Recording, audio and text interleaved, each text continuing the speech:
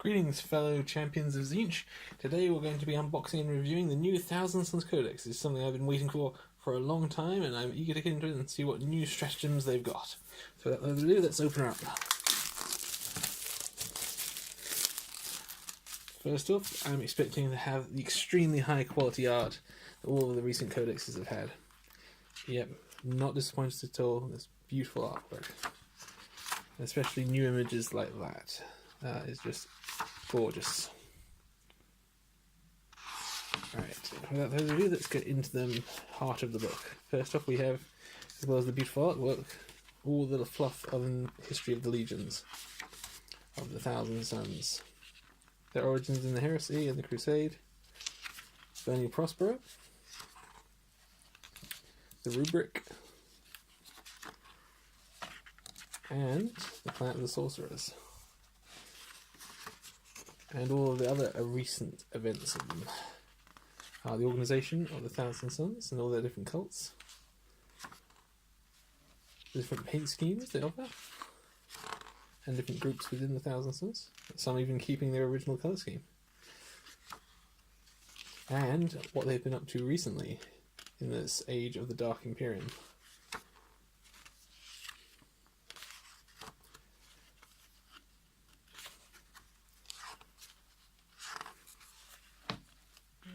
Incredible artwork there of Magnus and his sorcerers.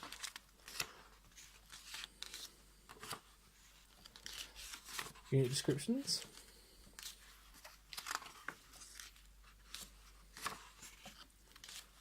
Got these angles fully in now with all their different ones. Got Chaos Costs as well. And the Mutilith Vortex Beast we've all been waiting for. Interesting to see how that works. We'll get onto that in just a sec.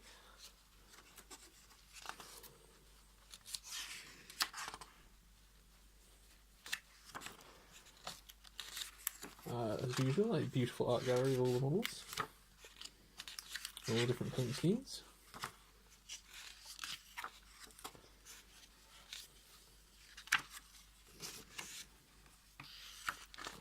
An example army. Now here we are. Abilities: Warriors of Lost Prospero. We have the following ability is common to several Thousand Suns units: Death of the False Emperor, we know what that is, and Demonic Ritual. So that's pretty standard for Chaos ones. Then we have Ahriman for the command. He's pretty much the same as he was in the book. Has Arch Sorcerer of Tzeentch. You can add 1 to any psychic test or deny the witch test you take for Ahriman. Sigils of Corruption has 4+ invulnerable save, and Lord of the Thousand Suns rerolls of 1 made for friendly Thousand Suns unit within 6 inches of Ahriman. You can reroll them. And then we have the Demon Princes of Tzeentch. Now they have changed slightly because now they're specifically for Tzeentch. As well as the Demonic X, Hellforged Sword and Malefic Talons that you normally have, and the ability to have wings. It now has Ephemeral Demon. This model has a 4+ invulnerable save. And Prince of Tzeentch. You can reroll hit rolls of 1 made for friendly Thousand Suns and Tzeentch demon units within 6 inches of this model. So not that much difference. The model can attempt to manifest 2 psychic powers in each friendly psychic phase, and attempt to deny 1 psychic power in each enemy psychic phase. It knows the Smite psychic power, and 2 psychic powers from the Discipline of Change, the Dark Hereticus discipline, and or the Discipline of Tzeentch, which is one of the 3 new disciplines the Thousand Suns are getting. Now we have the Exalted Sorcerers. They're pretty much the same and armed the same way as they were, except they've got access to, as well as their Force Staves, they have Power Swords as well, and they can take Plasma Pistols as well as their Inferno Bolt Pistols, the Warplane Pistols. Can ride Discs of Tzeentch, and has Favour of Tzeentch. This model has a 5+ invulnerable save, and Lord of the Thousand Suns. You can reroll hit rolls of 1 made for friendly Thousand Suns units within 6 inches of this model. And that's different because in the Index, it used to be you could reroll 1s on your invulnerable saves, making them a bit more durable. Now you can only do it for hit rolls of 1. So they're less durable, but now they hit more often. Then you got your standard sorcerers in normal armor or Terminator armor. They have Favour of Tzeentch, giving them 5+ invulnerable saves, which they get anyway with the Terminator armor. But the ones in Terminator armor can now have a familiar. If the model is accompanied by a familiar, add 1 to the first psychic test you take for him in each of your psychic phases. So that's a good, nice way to buff him. Strange that they'd only give it to the one Terminator armor. That might be because of the model you can have that has the little familiar on the base. Here we are, the Rubric Marines. They still have All Is Dust, Favored with Tzeentch, and the Icon of Flame ability. At the start of your psychic phase, roll a d6 for each unit with an Icon of Flame. On a roll of 6, inflict 1 mortal wound on the closest enemy unit within 12 inches of the model carrying the Icon of Flame. Here's where it's slightly different though. An Aspiring Sorcerer, which you have to take for the unit, can attempt to manifest 1 psychic power in each friendly psychic phase and attempt to deny 1 psychic power in each enemy psychic phase. He knows the Smite psychic power, the full one, and 1 psychic power from the Discipline of Change. When an Aspiring Sorcerer manifests the Smite psychic power, he inflicts 1 of that. So he still gets the lesser Smite, but he also gets 1 of the power now from the Discipline of Change. Makes them a bit more multi-purpose, so you can use them for different uses as well as just attacking the foe with. And we've got the new Zangors, which are pretty much the same as they were in the Index. Chaos Cultists, they're pretty much the same once again. Horrors. And then we get the versions of the pink horrors that were in the Demons Codex. So we have Ephemeral Demons, pink horrors have a 4+ invulnerable save, blue horrors have a 5+ invulnerable save, and a pair of Brimstone horrors have a 6+ invulnerable save. Iridescent Horror, when you set up this unit for the first time, you may select a pink horror. In the unit, that model has an attack characteristic of 2 instead of 1. Magic Made Manifest. So a unit from horrors can attempt to manifest 1 psychic power in each friendly psychic phase, and attempt to deny 1 psychic power in each enemy psychic phase. However, when you do so, only roll a single d6 for the psychic test, or deny with which test, and use the result of a single dice roll to determine the outcome. Note that this means that horrors will never suffer perils of the warp, and they have the Instrument of Change and the split rule from before as well. Zangor Shamans, they're new because they were previously just for Age of Sigmar. They have Aura of Dark Glory, 5+ invulnerable save, Bestial Prophet, add 1 to any rolls you make for friendly Zangor units within 6 inches of any Zangor Shaman models. And Sorceress Elixir, you can reroll the first failed psychic test you make for this model. This ability can only be used once per battle. And it can manifest psychic powers from, let's see, Smite and 1 psychic power from the Discipline of Change. So it's slightly lesser sorcerers. Flamers of Tzeentch, they're pretty much the same. We've got the Scarab Occult Terminators. They're still basically the same, except the leading sorcerers can now access the Discipline of Change as well. Your Hellbrutes, just a standard Hellbrute. Zangor Enlightened, now they're new as well for us. Got the Aura of Dark Glory again, which is a 5+ invulnerable save. And Guided by Fate. Each time you make a hit roll of 6+ for models in this unit, except for the Disc's Blades, and do not make a wound roll for the attacks, it is automatically successful. Saving throws may be attempted against these attacks as normal. And they have an option of the Auto Pistol, Fatecaster Great Bow, Chainsaws, or Divining Spears. Then you've got Scream of Tzeentch, Chaos Spawn.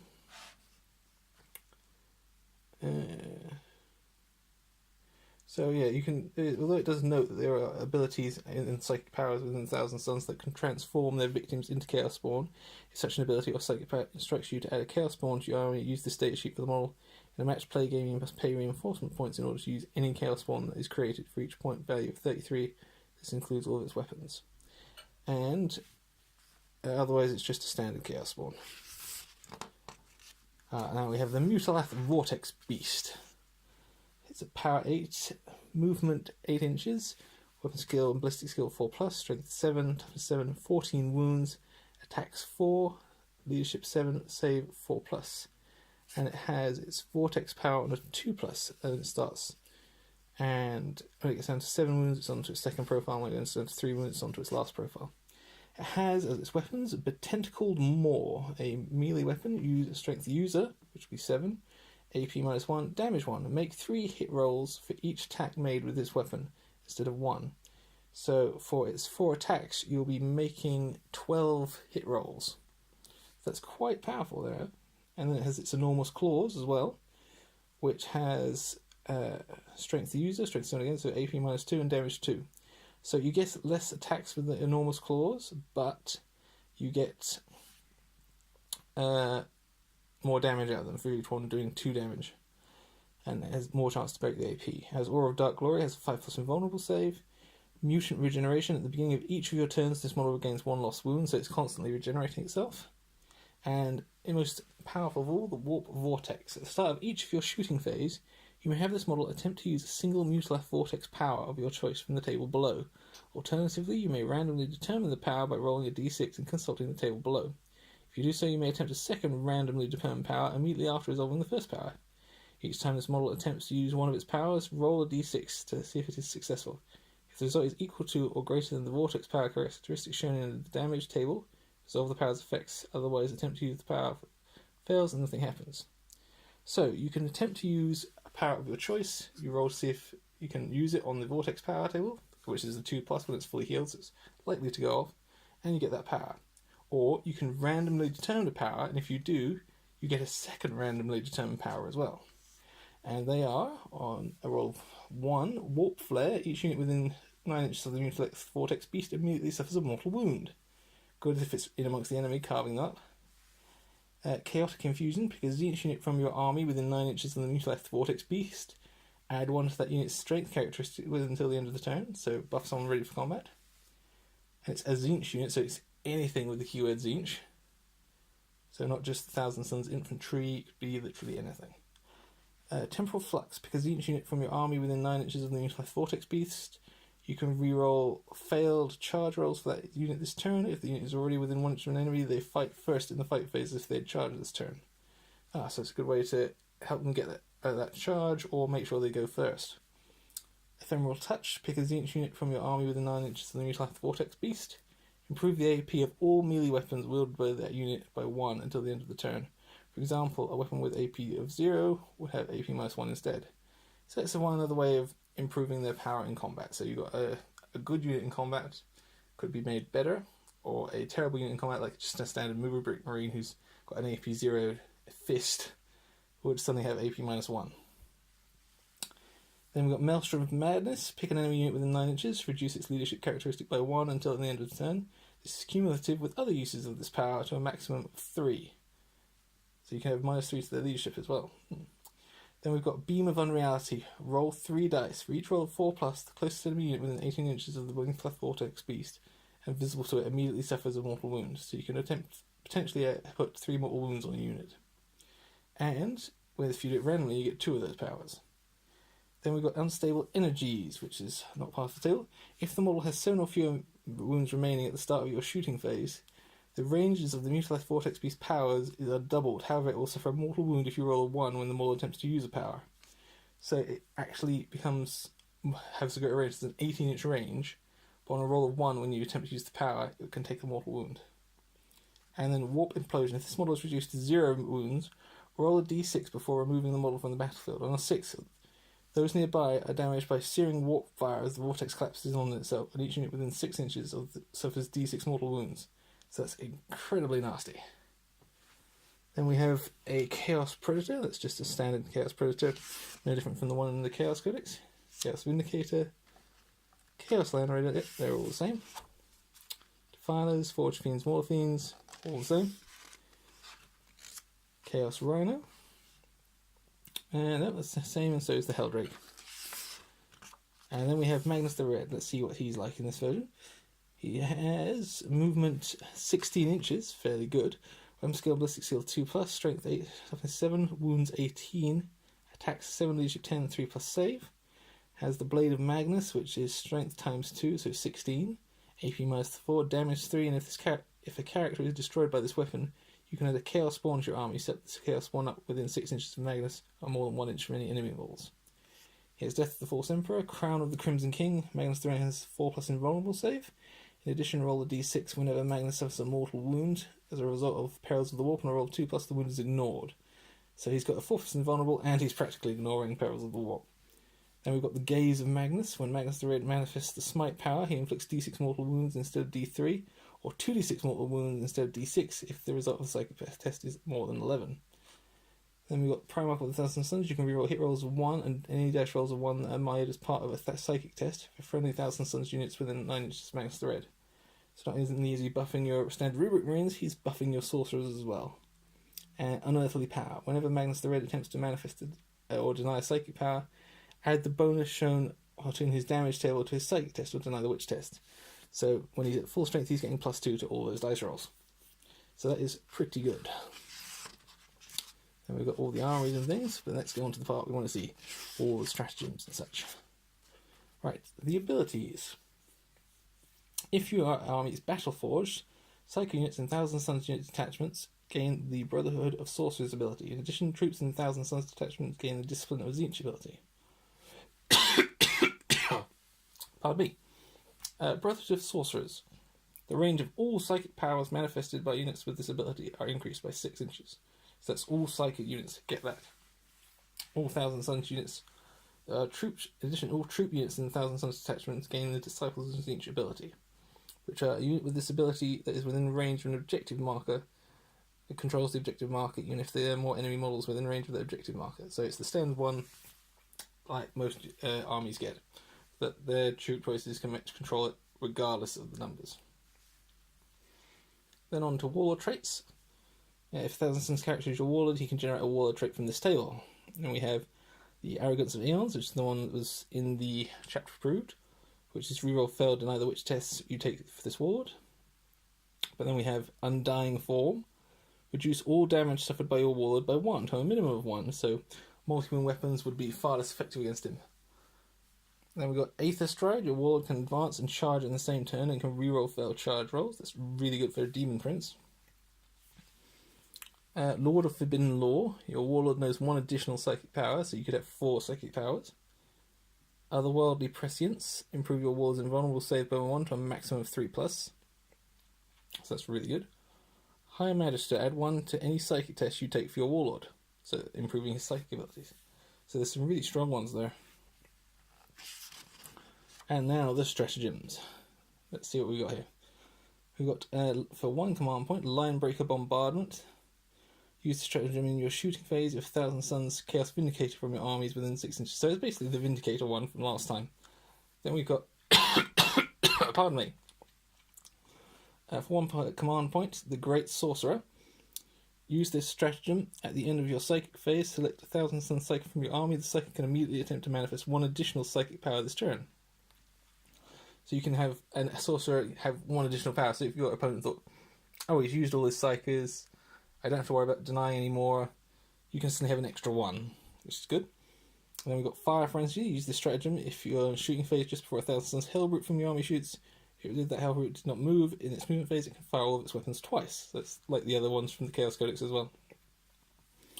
Then we have Demon Forge for 1 command point. Use this stratagem in your shooting or fight phase when a Thousand Suns demon vehicle is chosen to attack. Reroll failed hit and wound rolls for the model until the end of the phase. But now we get on something a little more interesting.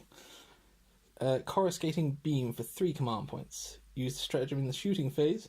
If you have a Thousand Suns Warlord that did not move during your movement phase, instead of shooting with your Warlord's weapon, pick 2 points on the battlefield that are 9 inches apart and visible to him, and draw an imaginary straight line with 1 millimeter wide between them. Roll a d6 for each unit the centre of the line passes over, subtracting 1 from the result if the unit is being rolled for as a character. On a 4+, the unit being rolled for suffers d3 mortal wounds. You can only use the stratagem once per battle.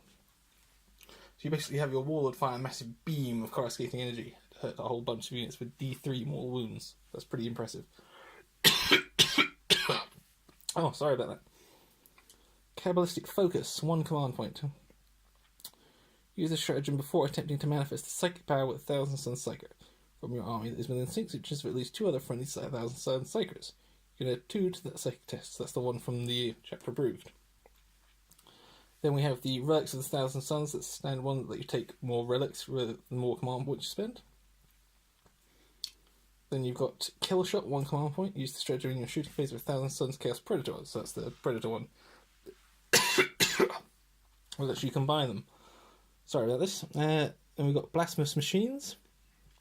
1 command point. Use the stratagem before a Thousand Suns vehicle from your army attacks in the shooting phase. Until the end of the phase, the vehicle can ignore the penalties for moving and firing heavy weapons, or for advancing and firing assault weapons. Then we've got one of my new favourites, Warplane Gargoyles. 1 command point. Use the stratagem at the start of the fight phase. Pick a Thousand Suns vehicle from your army, but not Hellbrute or Helldrake, and roll a d6 for each unit, friend or foe, within 3 inches of it. subtracting 2 from the roll if the unit is being rolled for as a character or a vehicle. On a 4+ unit immediately suffers D3 mortal wounds. Extremely impressive that, since if your enemy is trying to charge your vehicle, trap your troops inside, you just use that stratagem and they can take a whole load of them all at once. Then we have Chaos Familiar, Thousand Sun stratagem, 1 command point. Use this stratagem at the start of your psychic phase, select a Thousand Sun psychic from your army. That model can replace a single psychic power with a power of your choice. From the Dark Hereticus Discipline, Discipline of Change, or the Discipline of Tzeentch. Next we have Sorceress Pact, 1 command point. Use the stratagem when a Thousand Suns character attempts to summon a unit of Tzeentch demons using a demonic ritual. You can reroll up to 4 dice rather than 3 for the summoning roll, and your character will not suffer any mortal wounds for rolling doubles or triples. Then we've got the standard Veterans of the Long War, and we have Boon of Tzeentch, which is the standard demonic upgrades if you slay a character. Next we will go on to... oh, there is even more stratagems. That's even very impressive.